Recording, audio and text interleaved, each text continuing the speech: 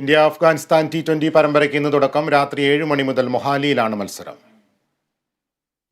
3 മത്സരങ്ങളടങ്ങിയ പരമ്പരയിൽ സീനിയർ താരങ്ങൾ ഉൾപ്പെടെ മികച്ച ടീമുമായാണ് ഇന്ത്യ അഫ്ഗാനെതിരെ ഇറങ്ങുന്നത്.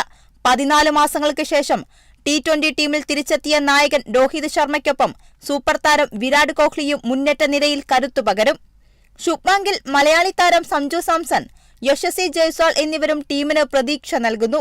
അക്സർ പട്ടേൽ, കുൽദീപ് യാദവ്, അർഷദീപ് സിംഗ്, രവി ബിഷ്ണോയ് എന്നിവരടങ്ങിയ ബൌളിംഗ് നിരയും അഫ്ഗാന് ഭീഷണിയാകും.